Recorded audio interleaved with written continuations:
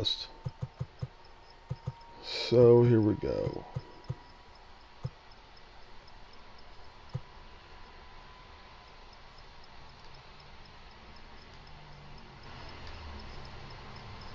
Alright, so are we on? We are on. Only microphone audio is being broadcast. So are we on? Are we on? Let's see here. View comments, player. Right to the broadcast. And settings.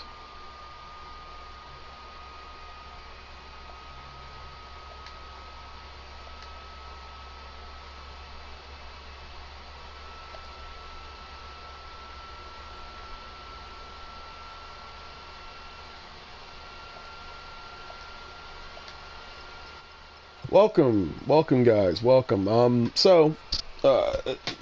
This video is made to help people in making your favorite logos, making your favorite teams. MLB The Show, as good as it is, one of its major issues is the roster of uniforms that come into the game. Are very far and few in between.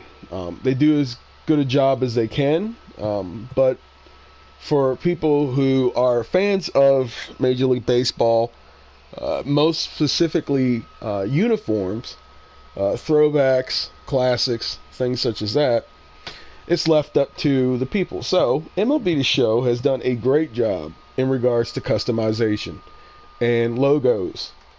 One of the biggest problems with it, however, is you have to have a keen artistic eye to make some of the best throwbacks out here. So let's go in here today and show you a tutorial as to how this works. And I have no clue how to turn off the music in this. If I get a copyright strike, fine, I get one. So be it. But I do want to show very important information. A tidbit from a person who has had experience in graphic design, sketching in my time, even photography. These are certain skills in which you can go into in order to use. So enough of me hesitating. Let me go show you what I've done here. And let's see, let's go to Logo Vault. First thing is an introduction to what I've done. So I'm an Orioles fan. Most importantly, I am a fan who loves throwbacks. I love all types in regards to how they're classically used, the eras in which they came in, the different color variations, the reasons behind it, the history behind the logo. So I decided to and how all this started, I decided to make the 1989 to 1994 Orioles home script over. It was a unique thing. One of my favorite home script logos is the 6688, so I decided to customize that. Now, I can't take full credit because the whole base of this started from a person who created this logo right here, the 1955 to 62. It was mistaken as the 1994 one. So I did a lot of research and history into that, and come to find out, this original one was pretty good. It was just misdated. So I decided to touch it up a little bit and turn it into this logo right here, the 89 to 94.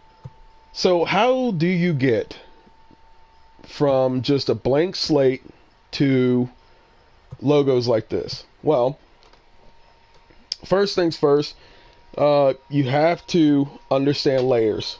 You have to understand a keen eye for getting things as close as possible to the original logo that you're making. So for complex logos such as the 64 to 65 logo, I use the 54 to 62 as a base and then just built. Sometimes psychologically it's helpful for you to have something there, something that you can build off of and you can construct and make into the image that you want.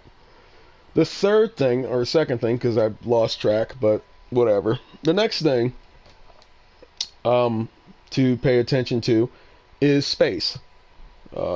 Space in what you're creating, what you're drawing, what you're sketching, what you're programming, whatever, in regards to Photoshop, if you're doing Photoshop,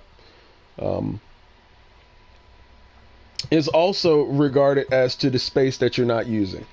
So a lot of the shapes that you have that turns out pretty good because of the space that you're working in. When you look at a baseball logo in regards to a throwback and you want it as accurate as possible, the key important thing is to look for the shapes. Look for shapes that you're putting your physical shapes in and the space that is surrounding. And that's how you start to become more experienced in logo creations. You start to look at something from a jersey and you start to translate it to the screen. It's no different than drawing. When you're sketching something, you're focusing on the space that is empty as well as the space you're trying to fill. And the people who have artists, for the better use of words, artists who tend to have a good spatial awareness about them on their paper learn to make better sketches. They make better sketches. They make more accurate, lifelike sketches, things that can be replicated. And as a human being, we're not perfect. It's hard to have lightning in a bottle. So I'm going through one right now. I intend on making the 54 logo, the 54 home script. It's one of my favorite uniforms that the Orioles have, other than a 66 and 83. So this is in real time. We're going to go in here and see what we're talking about. So one of the key things to making a good, accurate home script for either a modern baseball team or your throwbacks is the ability to understand spatial awareness. So now, as you're looking at this as an example, I still have a lot of changes to make on this. The O in the middle needs more space in it. This base I used was from the 1989 to 1994 Orioles home script. So it's pretty much in the same vein. You still have the swoosh with the beak open down there at the bottom. So what I'm doing now is, after I got the S shaped, I'm going back to get the L right. Now, to the untrained eye, that L shape looks just like the L shape that's on the modern day Orioles logo home script. Looks the same way as it does on the 66 to 88 home script, but in fact it's not. The 54 Orioles home script has more of curvature to it. So one thing in which I talked about in spatial awareness is understanding where things start and where things end. So if you're going into this and you're starting to create things that have curvatures on it, it's the same thing as drawing and sketching. One shape being off throws off every single thing that you're making and you want to go. That's why a lot of times people who make logo design such as this finds this mode difficult. But once you start to understand the artistry of it and the majesty of it, it's a fun thing. Like, it's a labor of love. And you know, I'm starting to love how this is starting to become a very very fruitful type of experience that's going on right here. So right now I'm working on the E, and I have the 54 jersey in front of me. So I'm looking at the home script, I'm looking back up on the screen, I'm looking back at the script on the jersey, I'm looking up at the screen, I'm looking at the shapes that's surrounding the space that I'm trying to fill. And I'm going to get this as close as possible. Close as possible. And the one key thing to the 54 home script is subtlety. Like, curves are not really curvy. You know, they're kind of slightly there. You know? So, what you want to do here, there's a lot of layers. A lot of layers, a lot of shapes, a lot of stuff that comes together in regards to this. Okay? So this is basically what you're gunning for. You know, there's a lot of stuff. You know, you got to go back. I'm gonna have to go back and edit a lot of stuff on this, but there is a good amount of opportunity for drawing and sketching and stuff like this. This is a very fun thing. That O was the most time taken in regards to making this thing. So what you want to do is you want to take your time, study the image, study the logo, study the space in between everything, study it all. You know, when you're starting to sculpt and put things together here, you know, you want things to, you know, do I want to use the block here? So we go to change art. Okay. You know, what can I get away with? How can I cheat this angle? You know. Okay, this is a curve. All right.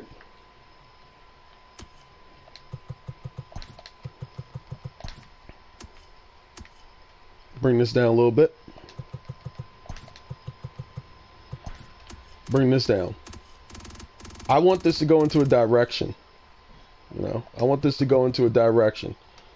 You know, and all what I have to do, if it's a little too thin, is go back, thicken the line, and then make it like that. So I want to bring it up. Now that I know that the space in between is wide at the base, the next move I want to make is the L. So as you see up here, there's a lot of orange and black shapes and lines and stuff all discarded. Well, after looking on the jersey, I saw that some things were a little off. Took it all apart, start to rehash. It's the thing in which an artist has to do. It's the thing in which anybody who draws has to do. Sometimes you sit back, reevaluate, you know, go back to the drawing board and say, what can I fix on this? So it's a lot of shapes and stuff to go through. One thing I do suggest, which I have a hard time of doing, is organizing your layers. If you're the type of person who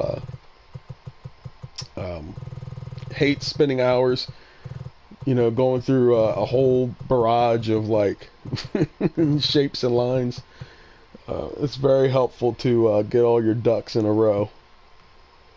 So here we go. We're gonna go through this, and this right here is a little too let's see, big. Let's see if this shape works. There you go. We can hide that. We can get away with that. We can get away with that a little bit. All you got to do is take that layer.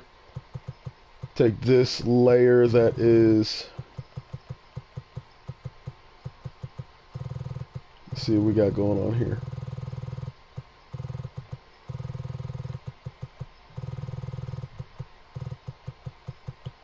Now let me check the broadcast menu on this.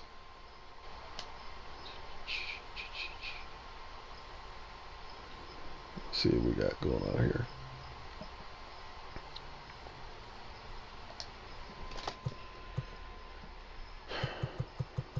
This is a lot of work, you know, and a lot of people don't get this far. I know when I first got MLB The Show, I like this logo creation was very, very intimidating. But then when you realize that what you're doing here is no different than sketching and drawing, you can create anything that you set your mind to, as long as you know what you're getting into and doing. So looking back at this L right here, it's a wide space in between. So all I have to do is shorten that orange that's around the O, and then I will have the shape. Now I won't be talking throughout this whole entire thing, but I'll give a blueprint, or have given a blueprint. I'll go back to give some more as to how to create very effective logos in your experience with MLB The Show. And you can use these for Diamond Dynasty. Any Orioles fans out there, my gamer tag is ROTMG88. I have yet to find out how to change it. PS5 comes out soon, so I mean, why even bother trying to change it right now? But you know, It is what it is.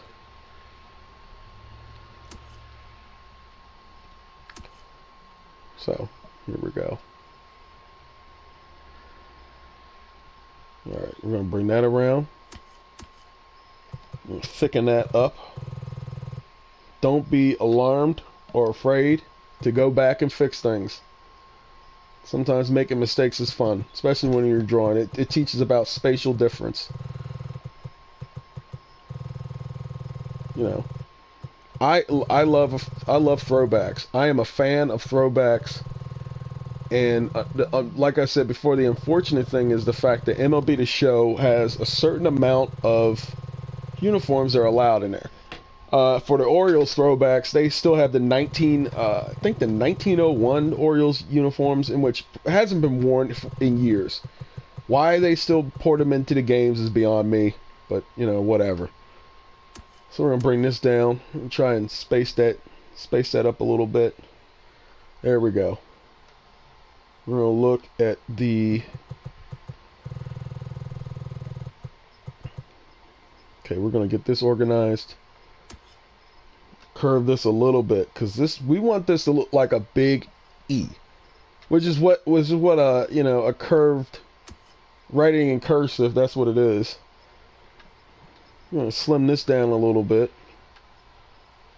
I'm actually gonna enhance it, because looking on the jersey, the stitching in between that space is thin. Okay, so now we got a whole bunch of shapes up here that we're working with. Okay, just bring them back over. Don't be intimidated by it. Don't be threatened by it. You know, it's all shapes. And it's an awesome experience that you have with this. And I'll thin the lines out, and lines being thinned will shorten that space in between. And if I have to thicken up the area with the black in it, I'll do that. It's not a problem. And that's what you gotta look at it as. It's not a problem. Because this stuff is very intimidating. It can be intimidating. You know, when you're making logos and stuff like that, especially bird emblems and everything. There's another gamer on here who I've been talking with for Orioles logos, and how this stemmed out was just one bored day. You know, it's stuck inside, you got nothing to do, you know, or you want to, you know, not be rusting your artistic talents, and you know, just create stuff. And this is where it comes from. So slowly starting to come together. You know, you look back, I'm looking back at the jersey right now. You know, looking back at the jersey right now, I want to see what I got. What am I working with here? Where does that begin? Where does that end? We got enough of the curvature right there. Put that bad boy right on there. Look at that. Look at that. Boom. You got enough thickness right there. Just by looking at the spatial difference between what you're putting into shapes that forms what you want, and what is the opposite of the space. This is great stuff. You know, this helps with your focus. This helps with concentration and everything. I think it's awesome. You know, I think it's you know, after getting used to the tools that are in here, you know, it's just fantastic stuff. You don't need that. Let's get rid of that. And this is a good time to like see like what serves a purpose in regards to whatever you're doing. Like if you know, if you find some shapes and stuff that don't belong, or some stuff that you used earlier, clean your palette. You know, clean your palette. Get some new paint. Freshen it up a little bit. So one thing that is very beautiful about the Orioles uniforms, as well as the Giants uniforms, is the usage of black and orange. The Giants, just like the Orioles and vice versa, have a long-standing history of implementing the reddest of oranges, the darkest of blacks in their uniforms, and have some of the most beautiful uniforms. Me personally, my opinion, I'm more so a fan of the orange with black outlines as opposed to the black with orange outlines. But one of the exceptions that I love is the 1954 Orioles uniform. Um, the reason being is because the orange is so classically assembled. It's a very simple uniform. It's a very simple jersey. You have cream jerseys and pants used for home. And then you have solid black socks or stirrups with the 3 orange stripes. And when you see those things in action, they look beautiful. They come from an era of a classic look. You know, before the monochrome and teams that were experimenting with all of this stuff, this and that and this and that. So I actually in 2014, when I went to the Orioles game where they dressed up as the 54 Orioles in their throwbacks against the St. Louis Cardinals, I got to see them up front, and they just look beautiful. Those socks, the 3 stripe socks, in which you'll see a lot of San Francisco Giants players use. I think they do. I could be wrong. If anybody sees this YouTube video, they can correct me or whatever. It's just majestic. It's beautiful, you know. And that's what baseball is about. You know, baseball is about a lot of things, statistics, legend, lore, but it's also about, you know, the experiences of seeing jerseys and uniforms and just how beautiful they are. So that's what I love about the game. I've been about jerseys and stadiums, or ballparks, excuse me, since I was a kid. You know, Mitchell and Ness, Majestic, Nike now. You know, it's so fun. And you learn a lot. You learn about the history of the game with jerseys and uniforms and stuff. Stuff in which you never knew that you'd be interested in if you never took the chance. So there's a lot of fun to be had in that. Now, where are we at now? I don't think I need that. I think I'll put that down there. It doesn't matter because I have the eraser tool in here, so all I can do is just keep filling spaces. Now the top part is pretty accurate. I just got to thicken the bottom part now. But now we got something to work with. Now we got spatial difference.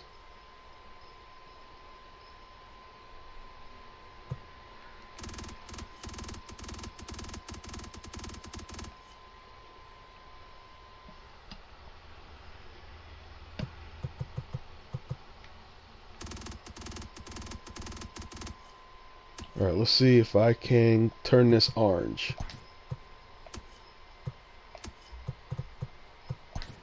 And one thing you'll see when you go through the Orioles uniforms is you'll notice the change in the tone of orange. Sometimes going from a, you know, maybe like a mellow orange to like an intense reddish orange that you're looking at right here. And that's one thing that the Giants do and the Orioles do very well, is use black and orange very well, you know. So it's just something that I paid attention to, seeing baseball teams play live. You know, when you see these throwbacks in real life during a day game, like the colors just pop, you know. And that's the one thing, like the best Orioles uniforms in history were uniforms that were subtle in their taste. You know, less is more. And that hasn't changed in today's age. Now, of course, the demand for things change, but the demand for simplicity always seems to come home. I don't care what sport it's in. Like, eventually you'll see teams that go radical. They change everything. They change logos and stuff. They evaluate things when things get hard, and they say, okay, let's go back to a time where we were the most successful. And 9 times out of 10, it's times in which they're, you know, this stuff was simplistic. You know, You look at the NFL, like look at the teams. Look at the teams that move and they try to bring back the fan base. And what do? They tap into nostalgia. They tap into what works. And for the most part, it works. You don't deviate from things that works. That's why the Yankees, even though I'm an Orioles fan, talking about the Yankees the way I am. But, if you think about it like they don't change their uniforms. They tweak it. They make the lines a little bit sleeker. It's little subtle changes. Winning franchises don't do that.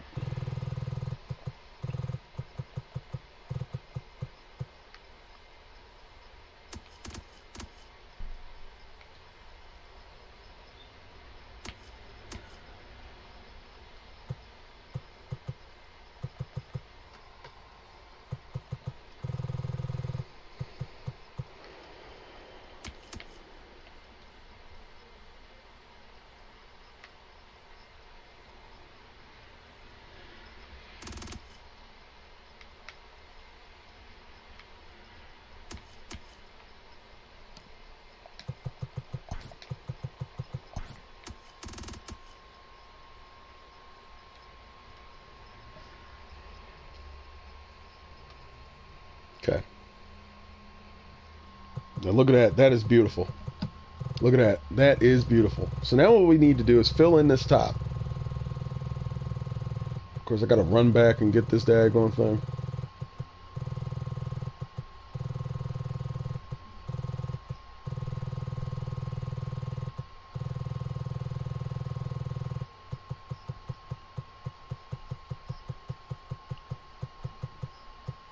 Okay, here we go. Look at that. Look at that. Fit that in there. Get in there. Get up in there. There we go. There we go. This is going to look very beautiful because the lines are not, I got to shorten the lines on a lot of stuff, the outlines. And look at that. Look at that. Now I'm taking a look at the logo outline. The L is curved a little bit.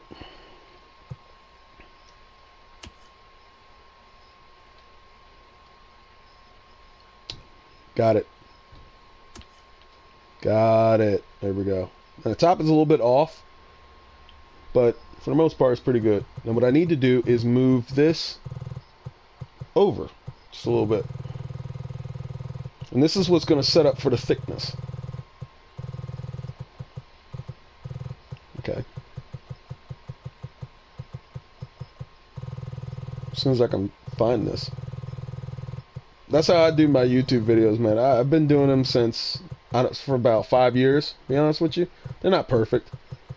You get what you get. I'm not about like going out spending like thousands of dollars for stuff. I mean, is the information good? Yes. You still getting the same quality information. I'm broadcasting from a PlayStation 4. Like, come on. So, let's see what we got here.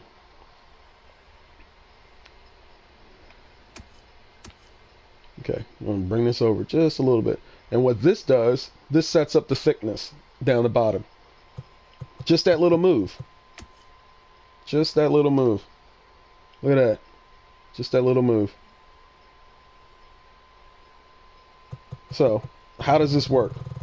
How does this work? Because obviously, you're going to see a problem here. There's going to be an orange that's going to overlap.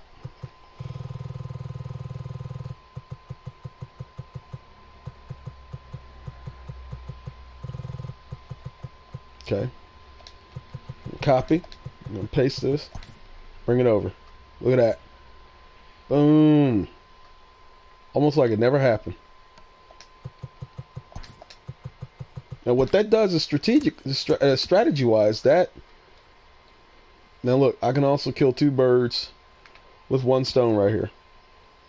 Or, in today's standards, I guess, I don't know, plant 2 flowers with 1 seed. I don't know, whatever it is.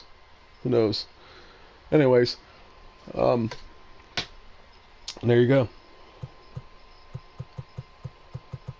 Put another layer over it. Let's see a little white space.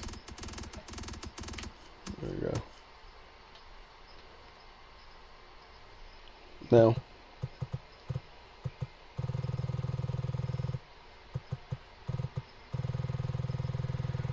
what we got here? So now, the real challenge is how can you make this bottom part thicker without messing up the entire spatial surroundings of it? Very simple. Okay. Move it over about a little bit, an inch like that. Because what we're going to need here is a little more black, not more orange. Okay.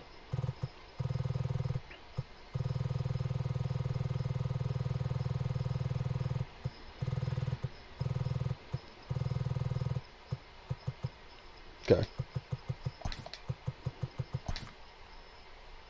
Alright, this is not a problem. Layer order.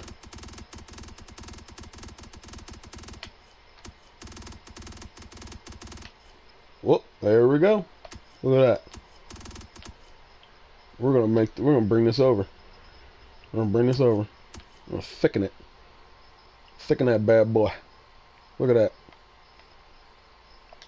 That's awesome. And now we know what layer we're in. We'll bring it down. Let's see. Let's look on this. So that thickness up top has to match the thickness down the bottom. And I'm not worried about the orange spatial right here because I can look at this and see what the biggest problem is on this orange spatial thing. It's the O.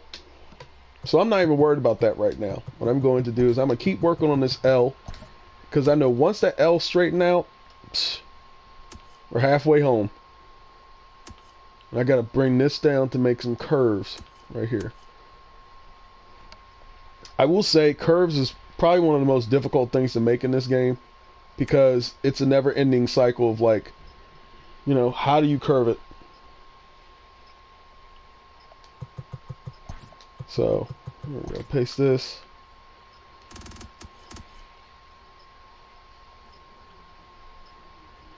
Add a little bit here.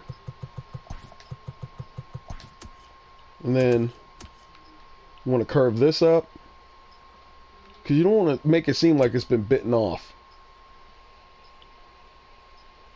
You know, it looks like sometimes you get like a logo that looks like it's been chewed off. You know, so you just keep working at it. You know, if you got to scrap it, scrap it.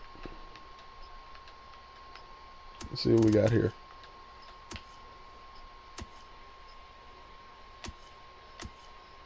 There you go. That's how you make it thicker without sacrificing the space. So now let's go back. Let's go back and let's get this orange. We got some orange lost in here. It's in the lost and found. Let's go bring it out.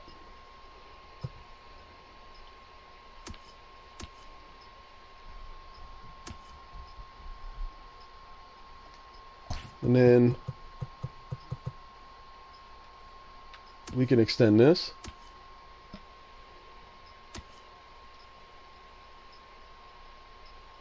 Okay.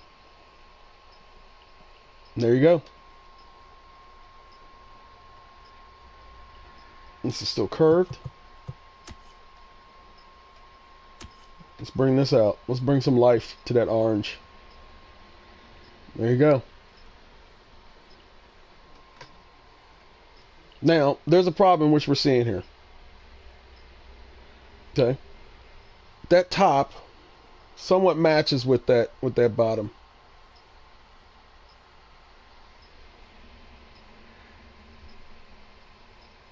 So, there you go.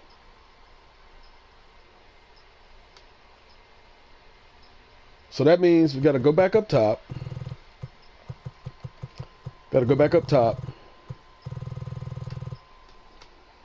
Because that line that's lapping right there is thick.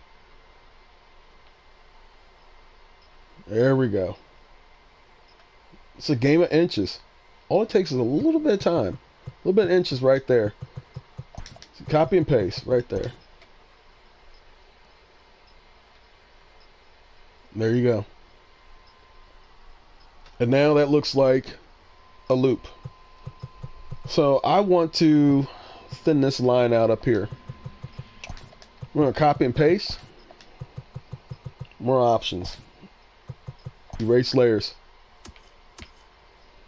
There you go. Look at that. That is fantastical. Look at that. Look at that. Want to? Build two. Because like once you group these up together, everything becomes solid. And you can clean up lines and stuff like that if you want to clean them up. I run into that issue a lot when making these, that you get a lot of sloppy edges. And if you don't want that, and that's not your party, this is how you do it.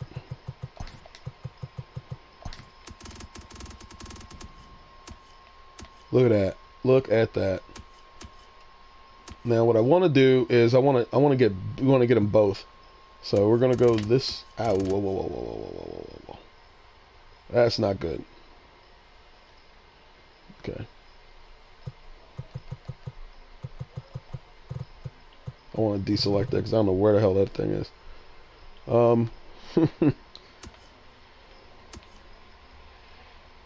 Okay.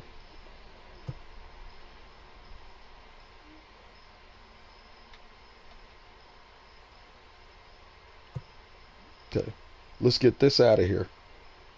Because what I want to do now is I want to take that other line out there.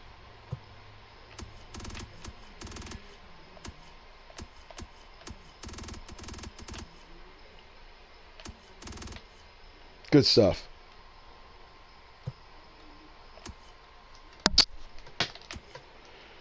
This is also how you get shapes.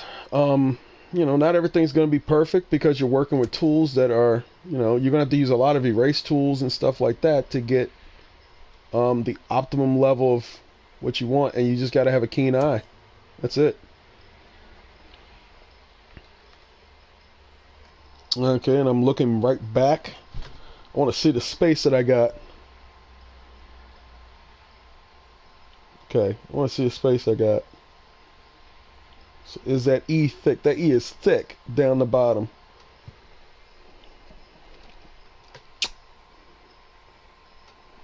And this is round. This is round. Let's get this. This is round.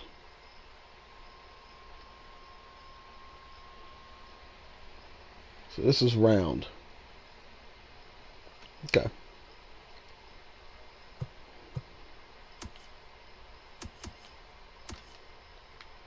Alright, so I want to thin this out.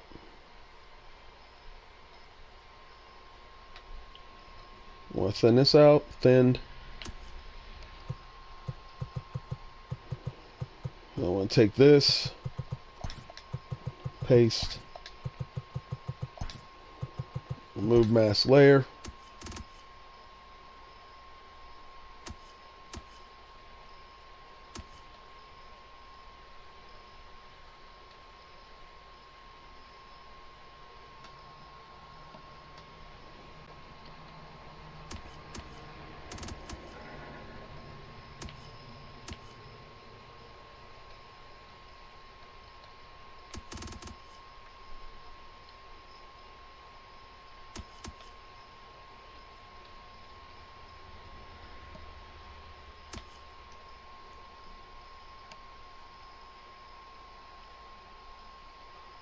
And it looks like a spade shovel.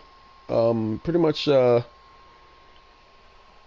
you want to get that spade, you want to get that shovel look, you know, with this. So, just as long as we get it to curve.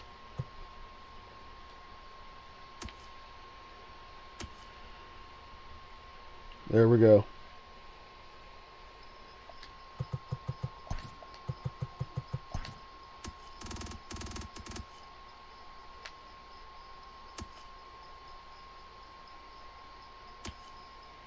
Alright, there we go.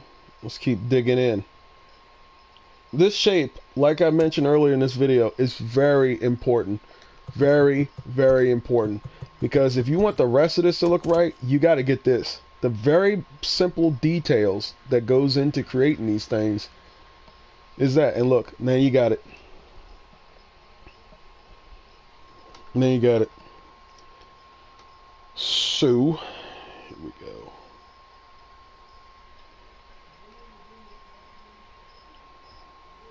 And that E has to be thickened up too. So, this is a brief video as to how to make your ideal home script. A good video that can show you how to keep at what you're working on. I will come up with another video to show the finished product on this, because I'll be here for a little bit of time, and I just wanted to show you guys what goes into creating these things. And if this up your alley, hey, welcome aboard, man. These things are fun, and if you're about it, they'll definitely turn out pretty good. Till next time, guys.